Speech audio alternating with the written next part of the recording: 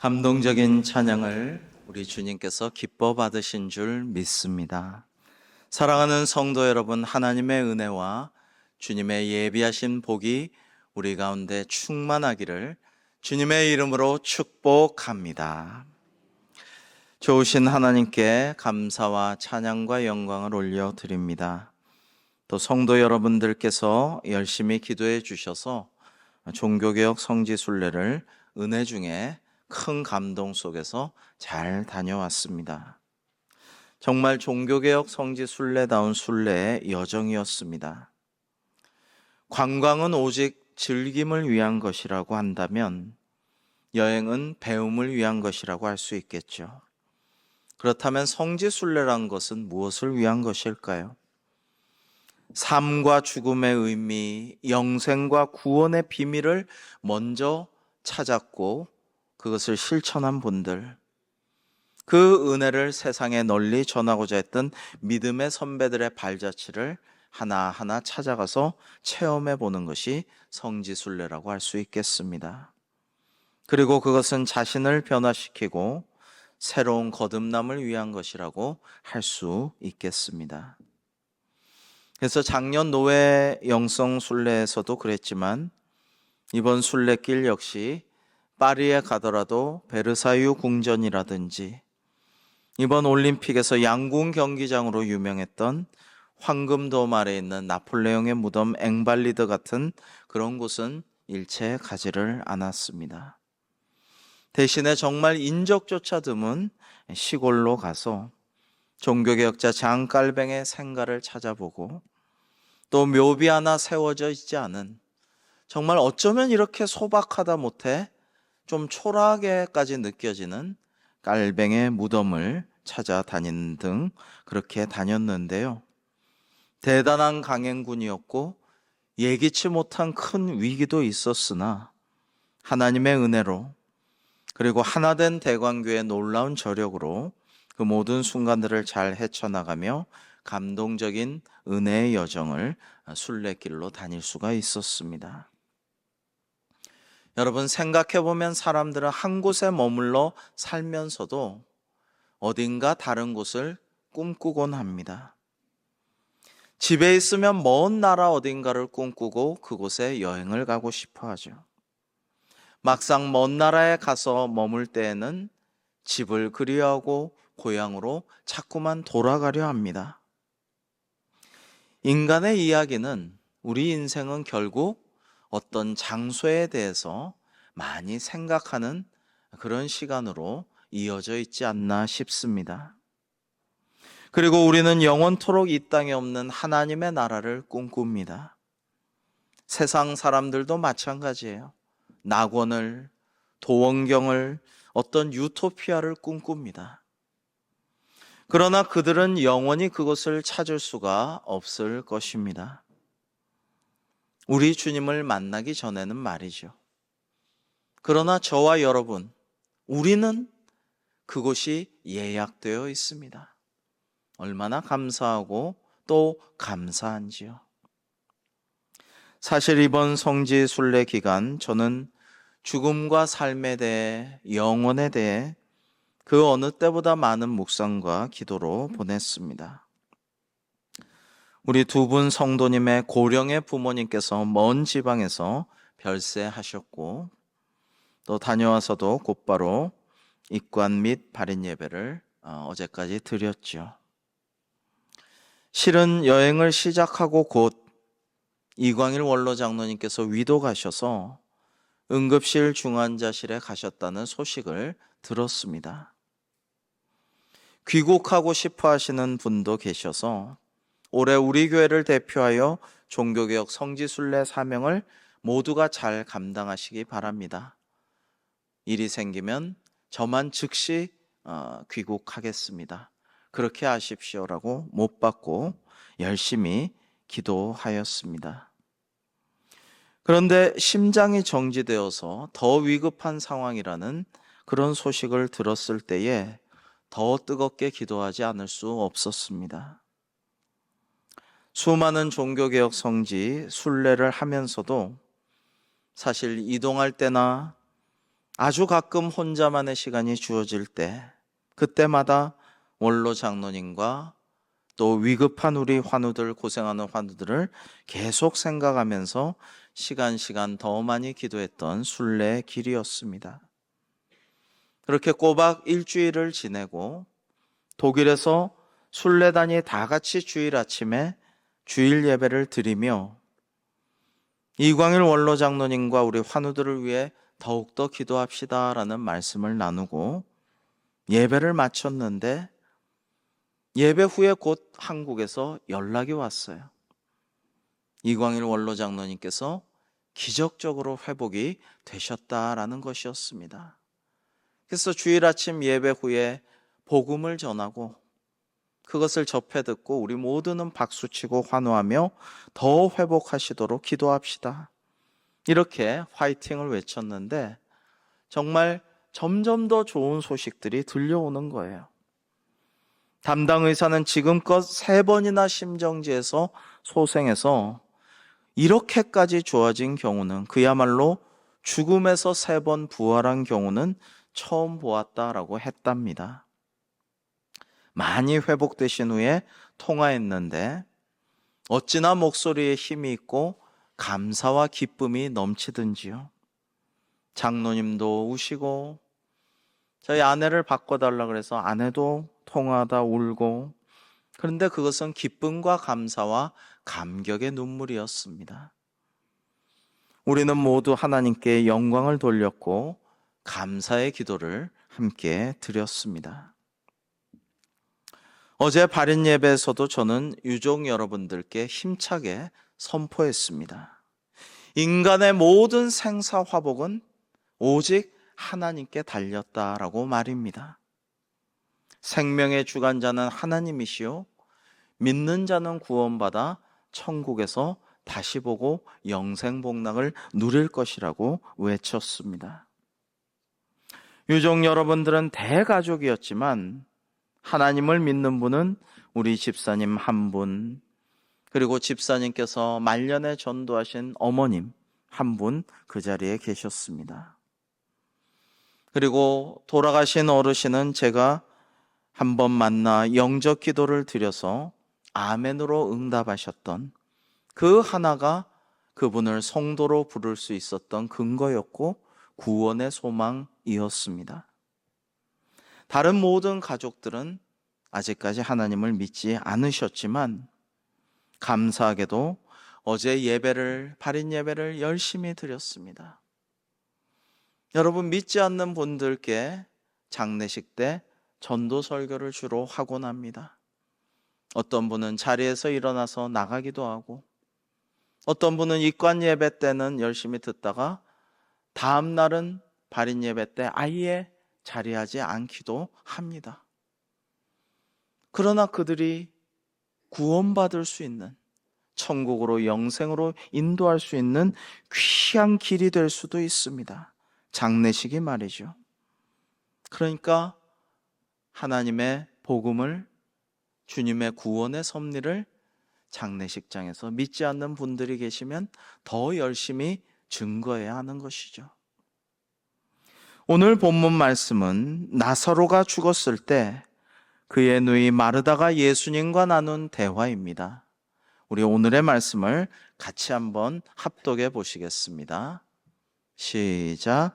예수께서 이르시되 나는 부활이요 생명이니 나를 믿는 자는 죽어도 살겠고 무릇 살아서 나를 믿는 자는 영원히 죽지 아니하리니 이것을 내가 믿느냐. 이르되 주여 그러하외다. 주는 그리스도시요 세상에 오시는 하나님의 아들이신 줄 내가 믿나이다. 아멘. 마르다는 예수님께서 나는 부활이요 생명이다 라고 하신 말씀을 믿었습니다. 주님께서 이것을 네가 믿느냐 라고 하시자 마르다는 분명하게 즉시 믿음으로 대답합니다. 주님, 그렇습니다. 제가 믿나이다 라고 말했습니다. 그리고 오라버니 나사로는 죽었지만 다시 살아나게 됩니다. 부활하게 되죠. 사랑하는 성도 여러분, 제가 묻습니다. 예수 그리스도께서 부활이요 생명이심을 믿으십니까? 그렇습니다. 우리가 믿어야만 합니다. 또 묻습니다. 예수님을 믿으면 죽어도 살고 살아서 주님을 믿으면 영생함을 믿으십니까? 아멘. 믿습니다. 우리가 믿어야만 합니다. 마르다가 주님은 그리스도시요 세상에 오시는 하나님의 아들이신 줄 믿나이다고 한 그 믿음대로 우리도 주님께서 부활이요 생명이심을 믿으며 주님 믿으면 죽어도 살고 살아서 주님을 믿으면 지금부터 믿는 자가 쭉 영생으로 천국까지 도달하여 그곳에서 주님과 함께 할 줄로 우리는 믿습니다. 주님께서 생명을 주관하시고 우리를 심판하시되 믿는 자는 다 구원하여 주실 줄로 믿습니다. 우리에게 이런 믿음이 결코 흔들려서는 안 될 것입니다. 아까 우리가 찬양했지만 세상 흔들리고 믿음이 흔들리는 시대를 살아도 오직 믿음으로 승리하는 우리 대광교회가 되기를 주님의 이름으로 축복합니다. 1517년 10월 31일 마르틴 루터는 영혼의 구원을 돈으로 파는 그 시대에 카톨릭 교회 로마 교회의 관행을 대담하게 비판하고 반대했습니다. 당시에는 성직 매매도 많이 유행했던 때였는데요. 성직 매매를 영어로 시몬이라고 하죠. 사도행전의 마술사 시몬이 성령의 치유하심과 기적을 베푸시는 능력을 돈으로 살려고 하는데 유래한 것이 시몬이입니다. 이 성직 매매에 그치지 아니하고 이제 면죄부를 판매하게 이릅니다.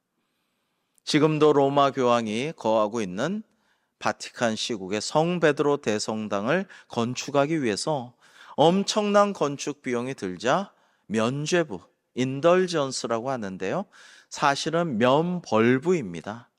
죄를 면할 수는 없고 벌을 면하게 하는 그런 말하자면 부적 같은 것이죠. 이 면벌부 혹은 면죄부를 판매할 때에 로마 교황청의 판촉 담당인 테첼 사제는 이러한 CF 문구로 유명했습니다. 여러분의 연보돈이 연복궤에 헌금함에 딸랑하고 떨어질 때에 그때 먼저 연옥에서 지금 고생하고 있는 여러분의 조상들, 부모님들, 친지들의 연옥에 있던 영혼은 천국으로 샥 올라갈 것이다. 바로 승천하게 될 것이다.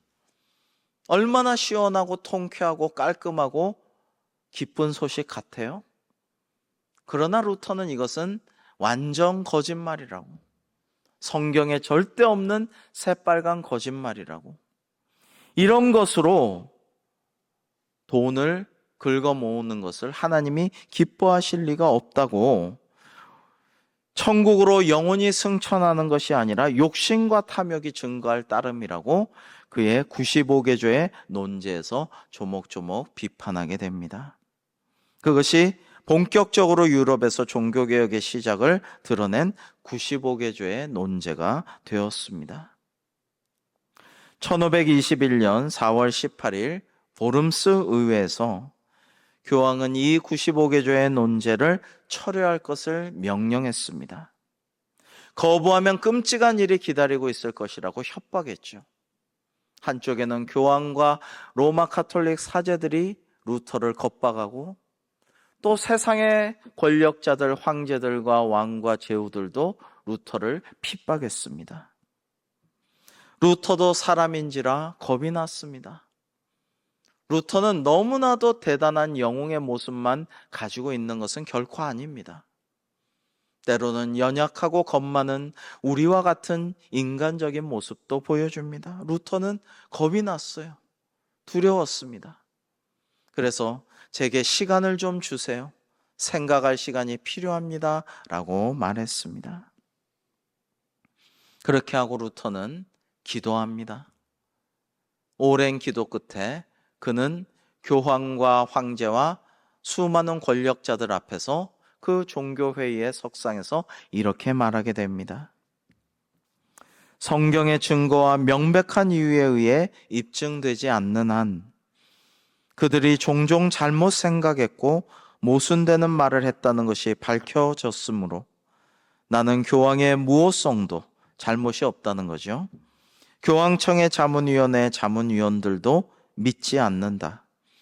내 주장들은 내가 인용했던 성경의 본문들에 연결되어 있다.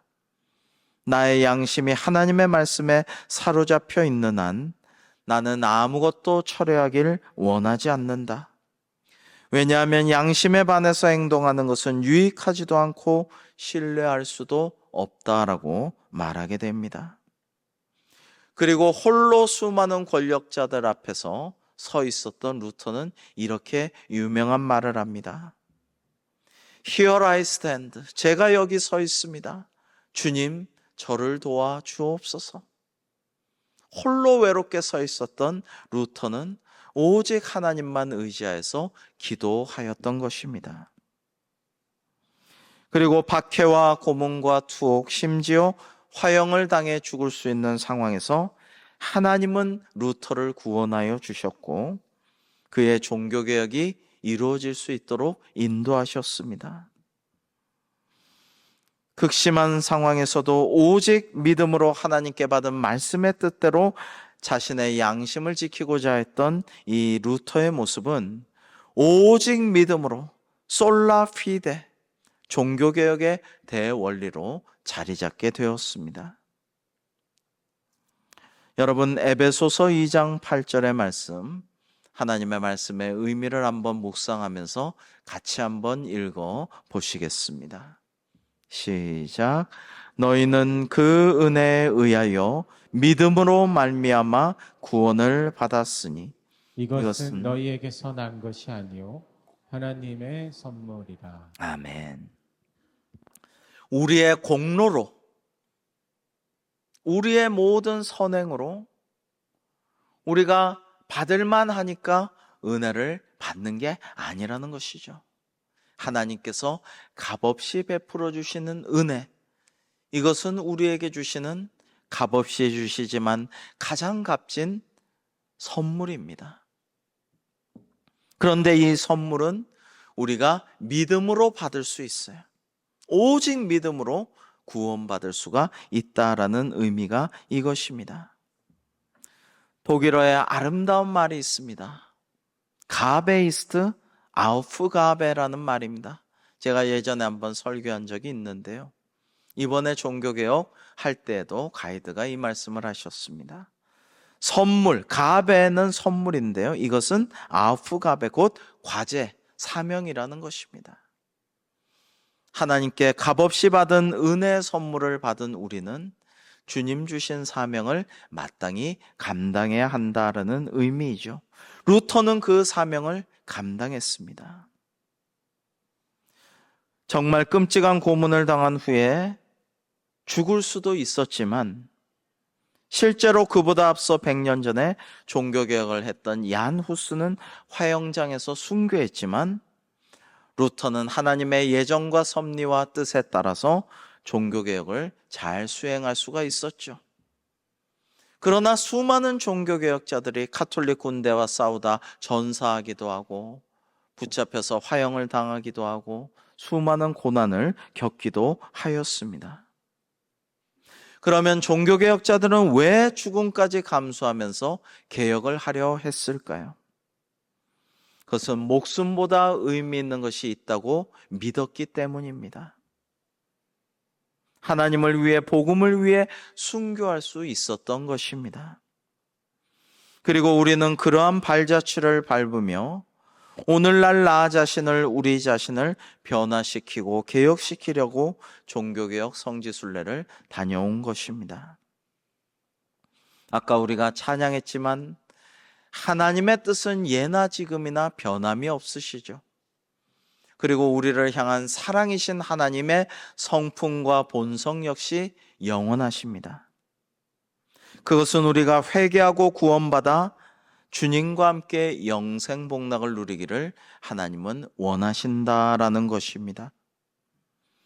그런데 우리가 구원받는 길은 오직 하나님의 은혜로만 가능하고 우리는 하나님께서 계시해 주신 하나님의 말씀, 오직 말씀, 성경을 통해서 그 은혜를 믿음으로 받아들일 때 오직 믿음으로 구원이 가능하게 됩니다.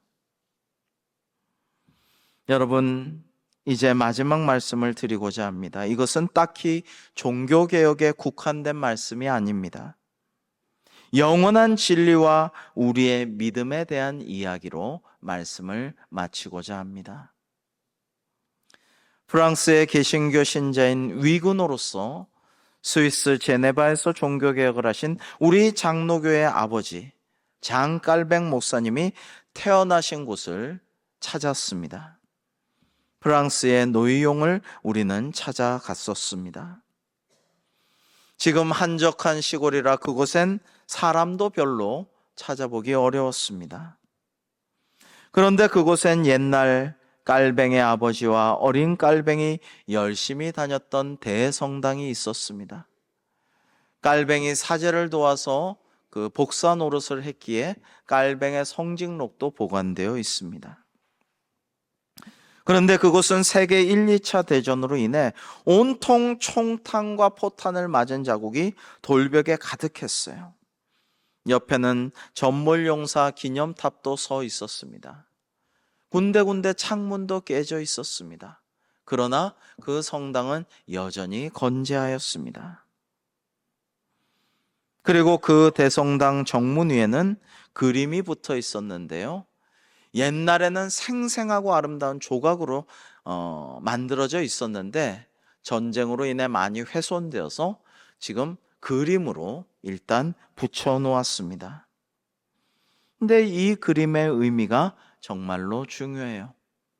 그래서 거기 붙여 놓은 것이고 제가 그것을 설명하고자 합니다. 한번 보시겠습니다.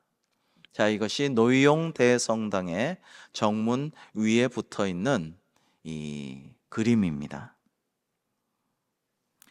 한 단씩 이 3단으로 된 그림을 맨 아래부터 보시면요. 위에가 전체 세 번째 단이고 아래는 일부 확대한 그림입니다. 자, 여러분 이것이 무슨 그림 같으십니까? 무덤에서 관뚜껑을 열고 사람들이 나오는 모습이에요. 보면은 하늘을 쳐다보는 이도 있고 정면을 응시하는 이도 있고 주변을 두리번거리는 이도 있고 자기가 나온 관을 신기한 듯 쳐다보는 그런 이도 있습니다. 심판의 날이 도래한 것입니다. 그리고 그 윗단에는요. 중앙에 대천사 미카엘이 저울을 들고 사람들의 생전의 언행과 믿음에 따라 영혼을 저울질합니다. 그리하여 좌우로 가르고 있습니다. 의인은 천사의 우편, 우리가 볼 때 좌측으로, 죄인은 천사의 좌편, 우리가 볼 땐 우측으로 그렇게 보냅니다. 잘 보시면 대천사의 저울, 우리가 볼 때 우측 아래에 여러분 중앙 하단에 보시면 작은 악마가 매달려 있습니다. 작은 마귀가 자기 쪽으로 저울을 더 이렇게 무겁게 하려고 매달려서 막 끌어당기고 있어요. 더 많은 죄인들을 지옥으로 인도하려고 말이죠. 이것은 끊임없이 우리를 향해 뻗쳐오는 악마의 유혹과 시험을 항상 경계하라는 의미이겠죠. 그리고 마침내 좌측의 죄인들은 여러분 제일 여기 우측을 보시면 아마 지옥의 개 켈베로스 같은데요. 이 괴물의 입속으로 지옥의 불구덩이로 떨어지게 됩니다. 여러분 우리가 정말 영혼의 무게를 재어볼 때 때로는 우리의 죄의 업들이 선행보다 더 무거울 수도 있어요. 그러나 우리가 예수 그리스도의 공로 의지하여 주님을 믿습니다. 그 믿음 가지고 주님을 믿는 믿음 가지고 오직 믿음으로 우리는 지옥에 갈 뻔한 사람이지만 천국으로 인도될 수 있다라는 거예요. 그래서 맨 위 상단을 보시면 바로 우리 주 예수 그리스도께서 마지막 최후의 심판을 주관하고 계십니다. 여러분, 죄가 많아도, 잘못한 것이 많아도, 선행한 것이 적어도 우리가 주님을 정말로 믿으면, 주님께서 내가 너를 아노라 하면 천국으로 가는 것이죠. 공로보다는 믿음인 것입니다. 선행보다도 우리의 믿음이에요. 이 주님께서는 거룩한 상처인 성은 스티그마를 만들어낸 십자가와 가시면류관, 그리고 창을 든 천사들의 시중을 받으면서 최후의 심판을 하고 계십니다. 이 조각의 의미는 영원하기에 지금도 우리가 보고 믿으며 지옥이 아니라 천국에 들기를 소망하며 우리의 믿음을 더욱더 굳세게 해야 하는 것입니다. 여러분, 내가 잘났다고 정말 잘난 척하면서 겸손하지 못하고 교만하며 천국과 지옥이 어디 있냐고, 세상에 저런 건 다 미신이라고, 합리적이고 이성적이고 과학적이고 똑똑하다고 자부하며 성경에 나온 말씀을 믿지 아니하면 어떻게 되겠습니까? 어떻게 될까요? 자신의 한계를 알고 겸손히 말씀을 믿고 순종하고 말씀대로 행하며 오직 유일하신 우리의 구원자 예수 그리스도만을 믿고 우리의 창조주, 심판주, 그리고 믿는 자마다 모두 구원하실 유일신이신 하나님만을 믿는 것이 우리가 살 길입니다. 영원히 살 길이죠. 오직 믿음으로 우리는 영생복락을 누리게 될 줄로 믿습니다. 방금 오라비 나사로가 죽었지만 오직 예수님만이 부활이요 생명이심을 믿고 믿으면 살리라고 고백한 저 마르다처럼, 그래서 어떻게 되었어요?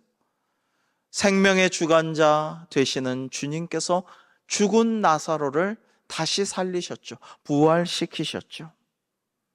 우리도 그렇습니다, 주님. 제가 믿나이다 라는 믿음으로 승리하는 우리 대광교회가 되기를 주님의 이름으로 축복합니다. 사랑하는 성도 여러분, 오늘은 종교개혁자 우리 장로교회의 아버지인 장깔백 목사님의 기도로서 우리 다 함께 기도하시겠습니다. 기도의 맨 마지막 부분은 믿음으로 결단하는 기도입니다.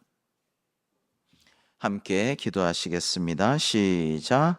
주 하나님, 당신의 태양을 땅에 비춰서 저희를 밝혀주시고 당신의 길로 저를 인도하시기 위해 제 마음과 생각에 성령의 밝은 빛을 비춰주소서.